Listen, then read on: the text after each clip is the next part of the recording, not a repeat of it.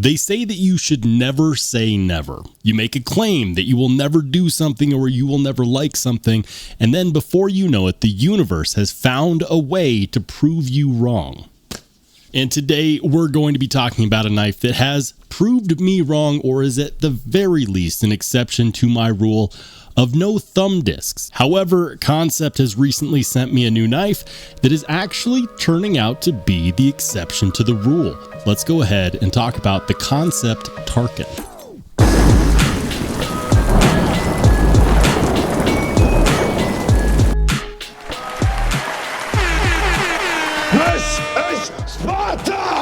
Hey, how's it going, everybody? If you're new here, welcome in. And if you've been here before, you know what to do. Do the secret handshake with the like button. I'm Rollshambo, the connoisseur and collector of all things sharp and shiny. And today we've got a good one on the table. This is the Concept and Matt Christensen, the Tarkin, or just Tarkin.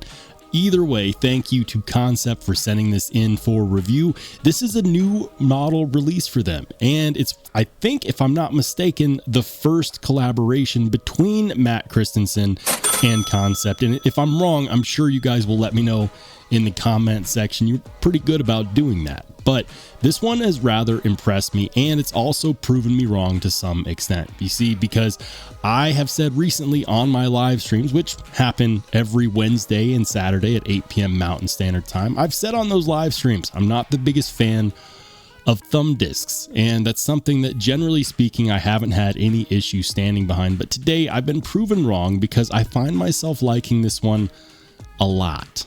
Yeah, and also I think that it's a pretty good value. So if you end up agreeing with me and you decide that you want to put this bad boy in your pocket, I'll make sure to leave a link in the description down below. And if you happen to use that link, it will of course support the channel. So how much does it cost? What do you get? Is it worth it? This is a $180 knife, which is going to get you a overall length of about 7.8 inches. 3.5 of that is this satin finish 20 CV blade. The blade itself is a flat ground blade, and Concept, believe it or not, is calling this a tanto. Now, for a knife to be considered a tanto, it has to have two distinct edges, and that's generally something that a lot of people have an issue with when it comes to sharpening, because at that point you're not just sharpening one edge, you're sharpening two on both sides. So it's almost like sharpening two separate knives. But there's generally a transition that has to happen from one edge to another, and unless you look really closely, you might have a hard time seeing it. In fact, if I was a betting man, I would say that the original design for Matt Christensen was probably a compound grind, because we've seen that from him before on other knives that he's done. But on this one, this is just a full flat grind, and that transition is very, very slight. In fact, I would say that if you're not paying attention while sharpening, most people would probably just roll over that transition and make it more of a straight back or a drop point design anyways. On the handle scales, we've got this really well done plain Jane gray titanium. The pivot collars are black, and if you don't like this, by the way, guys, you can get this in a black wash, you can get it in Damascus.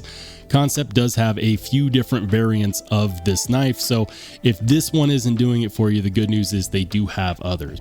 Now, on those titanium handle scales, we also have a titanium pocket clip and a titanium backspacer. The handle scales themselves, I do want to spend a little bit of extra time talking about, because if you look, they are in fact contoured, and that makes a difference in something called ergonomics. And this knife feels really good in the hand. It's not disappointing at all. Contouring, by the way, in case you didn't know, is where you get some 3D milling that kind of rounds out the scales from side to side. And that's not something that's generally cheap to do or that you find on less expensive knives, because the machinery that you need to do contouring on titanium is exceedingly expensive. It's very expensive. And if you wonder why you don't see very many 3D milled contoured titanium American made knives, that is 100% the reason why. This one, however, is. Now, that works great with the ergos. It also has a contoured titanium pocket clip. And also, by the way, the lock bar relief is inverted, much like it is on something like a Chris Reeve knife, which I think is pretty cool. It is a frame lock, and that frame lock is going to be locking in there right around 35, maybe close to 38%. That means that you get really good lockup. There is no wiggle or jiggle at all. That's great. As far as the action is concerned, there is no detent ramp. It will fall shut onto your thumb. Be careful with that. And for the deployment, we're working with a front flipper. That works well. Very nice and snappy. And then the thumb discs, which generally speaking, I don't like. And if you're wondering, Rollshambo, why don't you generally like thumb discs? It's usually because they end up on these blades that have wider blade profiles, and then they're so far away from your finger that when you go to deploy it, it's really easy to fail. You don't get a whole lot of leverage. That's not the case on this one at all. In fact, it's positioned pretty much exactly like a thumb stud would be positioned. And I get a ton of leverage on that, whether with a regular thumb flick or with a reverse flick.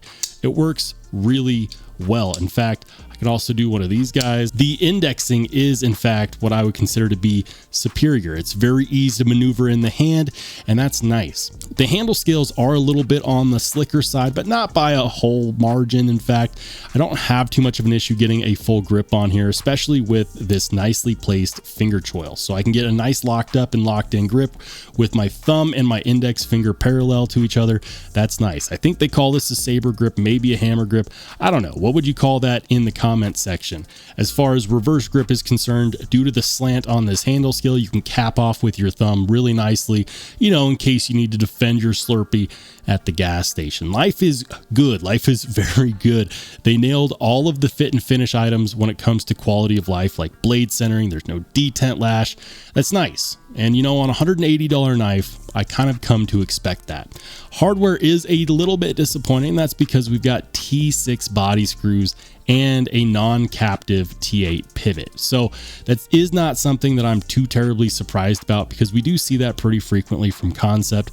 But at this price point, is it forgivable? Honestly, I think that it is. And in case you just missed my laundry list of things that I like on here, 3D milled contour titanium handle scales, 3D milled contour titanium hardware with the backspacer and the pocket clip, inverted lock bar relief, and then of course the action is really flippin' good. That's very addictive. It's been hard to put this guy down since it came in because it's such a classy knife. It reminds me of an American-made knife, and I shouldn't be terribly surprised. Matt Christensen has delivered knives like this to us many times with many different brands and many different models, and they're always good. In fact, I don't think I've handled one of his knives that wasn't good. In fact, yeah, for 180 bucks, it's nice.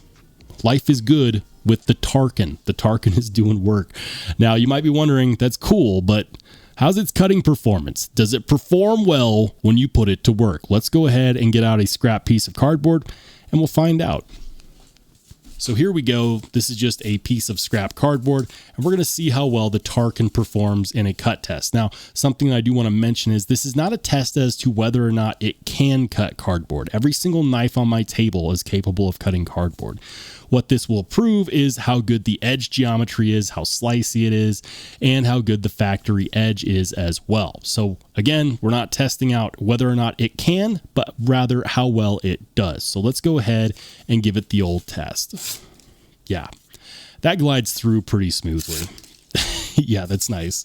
That's nice. Very slicey. You can cut the cardboard into tiny little pieces without issue, and I'm not surprised. It looks pretty slicey there behind the edge, and on a full flat grind, I would expect nothing less.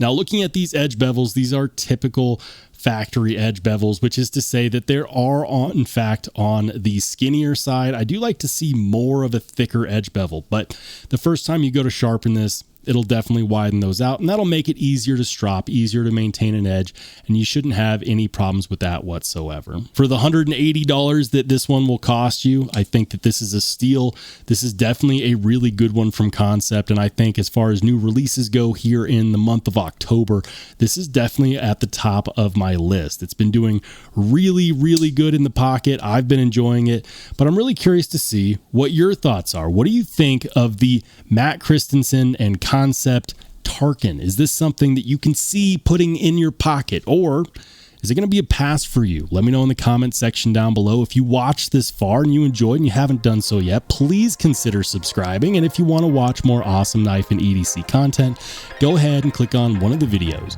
that pops up next.